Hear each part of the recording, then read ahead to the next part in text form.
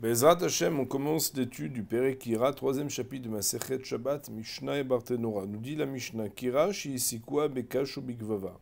Il y a trois types de fours ou de feu. Un d'entre eux s'appelle Kira, l'autre s'appelle Tanour, et le troisième s'appelle Kupah. Celui dont on parle ici s'appelle Kira. Je vais en montrer le dessin. Kira, c'est un feu sur lequel on peut mettre deux marmites.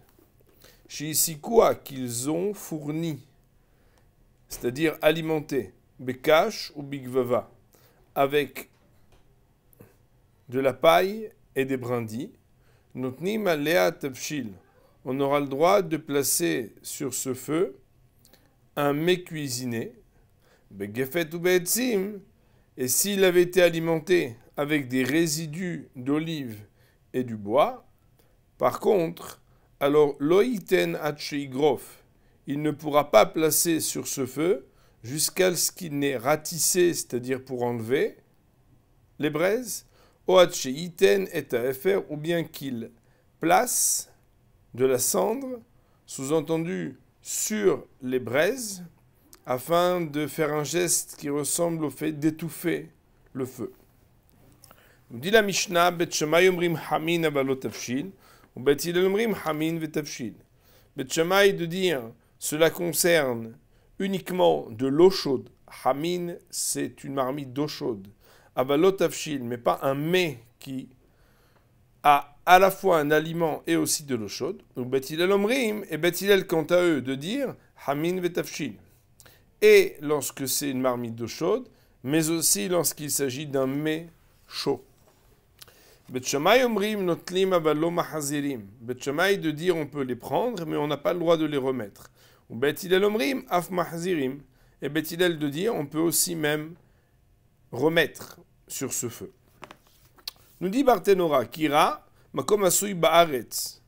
C'est un endroit qui est fait sur la terre, kedesh fitat shetekederot, suffisamment pour poser deux marmites. Ve'aesh overet tahat shetekederot, et le feu passe en dessous des deux marmites, comme on l'a vu dans notre dessin.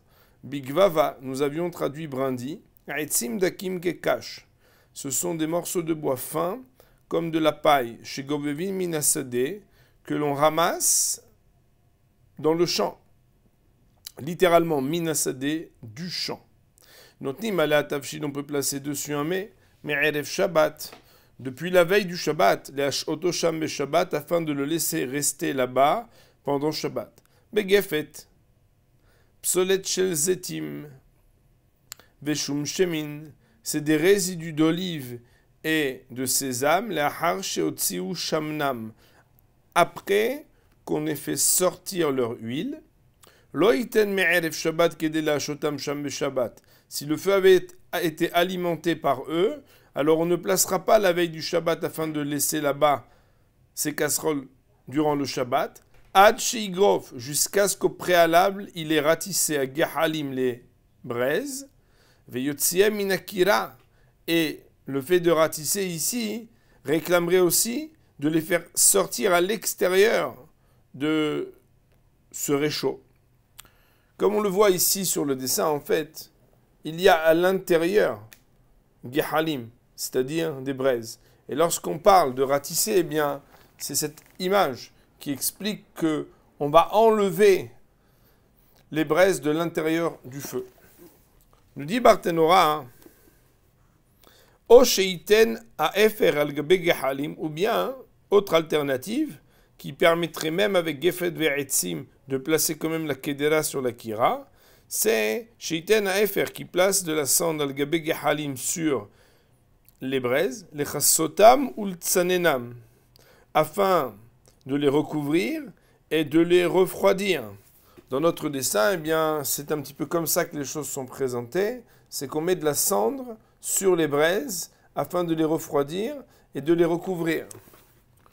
Nous dit Barthénora veta'ama, et quelle est la raison, sous-entendu de l'interdit, Shema yahte begehalim beshabbat kedelemer bishulo, de peur qu'il n'en vienne à toucher, à ratisser lui-même des braises pendant Shabbat, pour les bouger, et ce afin d'accélérer la cuisson.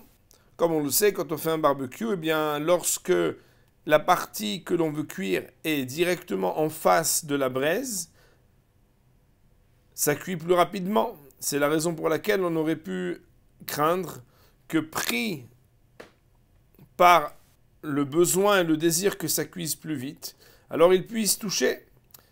Et c'est exclusivement concernant un mets qui n'a pas été cuit tout ce qu'il nécessitait. Ou bien, autre possibilité, c'est qu'il a déjà été cuit tout ce qu'il nécessitait, mais que mijotant, il serait bon. Mitztamek, ça veut dire cuire après la cuisson. Veyafelo, ça veut dire c'est bon pour lui.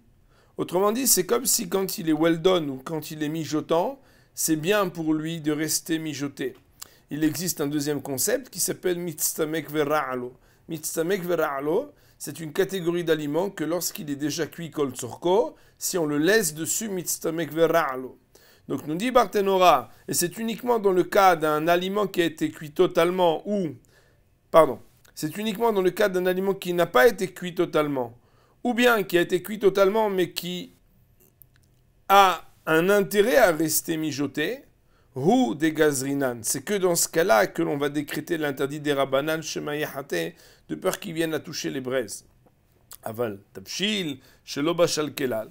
Mais s'il s'agissait d'un aliment qui n'a pas été du tout cuit, ça veut dire un aliment cru, ou shebashal kol tzorko mitztamek vera'alo, ou bien que c'est un aliment qui a déjà été cuit totalement, mais que si jamais on le laissait mijoter, alors il serait mauvais pour lui de cuire encore plus. On aurait le droit dans ce cas-là de le laisser sur ce feu, bien qu'elle n'aura pas été gerufa, veut dire ratissé, ktuma, ça veut dire étouffé. Et nous ne craindrons pas que peut-être il va venir à toucher les braises. Pourquoi? Car il se distrait son esprit de lui, de semer. Pourquoi? Parce qu'étant donné que de toute façon, bien, il n'y a pas d'urgence et il n'y a pas d'intérêt immédiat, parce que ça ne va rien changer, alors il n'y a pas de crainte. Et ainsi, concernant une marmite qui contient un aliment qui a été totalement cuit, mais dans lequel il avait aussi jeté littéralement, ishlich, à l'intérieur de lui, un membre sous-entendu de viande crue, samour le ben hashemashot, proche du temps de ben hashemashot, qui est donc l'espace de temps dont on a parlé dans les Mishnayot précédentes entre le jour et la nuit, alors naasa kol ketavshil shelo bashal kelal, et rendu le tout comme si c'était un mets qui n'avait pas été du tout cuit, sharei siadato mimeno, car ce faisant, il a distrait son esprit de semer. Autrement dit, le fait d'avoir mis, même particulièrement, un morceau de viande qui est cru dans cette marmite, permettrait d'être totalement prévenu du problème, puisque ça veut dire qu'il a fait un acte manifeste pour dire qu'il distrait son esprit de cette marmite. Bet Shammai omrim hamin aval lo tavshil, nous dit Barthénora. Bet Shammai omrim maim hamim not malga bekira, que l'eau chaude on peut la placer sur ce feu, les hal shegalaf, après qu'il ait été ratissé. Des lots sechele bachoulé, car il n'y a pas de besoin de le cuire. Velekal emixar shemayarte, et donc il n'y a pas de crainte que peut-être il va venir lui-même à ratisser, à bouger les braises. Abalot tavshil, mais pas un mets, afalpi shegaraf. D'après Bet Shammai, même si Behemet il a enlevé à l'aide d'un râteau, car, nous dit Bet Shammai, il n'est pas possible d'enlever avec le râteau toutes les braises jusqu'à ce qu'il ne reste pas là-bas même une étincelle. Et il y a la crainte qu'il va venir à ratisser après l'entrée du Shabbat, mais puisque c'est quelque chose qui lui convient de cuire ce mets. C'est la raison pour laquelle Bet Shammai fait la différence entre l'eau chaude et le mets, et ce même après avoir ratissé. On dit Barthénora sur la partie qui dit Bet Shammai omrim notelim, avalo mahzirim, on a le droit de prendre mais pas de remettre. Barthénora de dire vechoulé, etc. אפילו חמין דשארינן להשת על גבי קירה גרופה ושנתן את האפר, לאחר שניתן הם מחזירים. Même l'eau chaude que nous avons permis de laisser sur le feu lorsqu'il a été ratissé tout ce qui était en dessous et ou lorsqu'il avait placé de la cendre dessus, les harshenetalan, après qu'il ait pris, semé, en mahzirim, on n'aura pas le droit de les remettre. Des mihzekim bashel beshabbat, car alors, puisque le Shabbat est entré, il apparaît mihzeh comme s'il était en train de cuire pendant Shabbat. Ou betilel omeri, mais betilel de dire, ben hamin, ben tafshil, que ce soit de l'eau chaude, que ce soit un mets. Yecholim la hazir la hashenetalan, il a le droit de les replacer dessus, même après les avoir pris pendant Shabbat. Mais Bet Hillel ne permettent de remettre sur cet espace uniquement Be'odan Beyado lorsqu'il les a gardés dans sa main, c'est-à-dire qu'il ne les a pas déposés sur un autre repos, un autre support, mais après qu'il les ait posés sur le sol, ou sur autre chose, il sera interdit de le remettre, même d'après Bet Hillel, car cette action ressemble au fait d'enfouir dans une source chaude, a priori pendant Shabbat. Pour la Mishnah Aleph et le Barthénora, on va dire Baruch Adonai Le'olam, Amen ve Amen.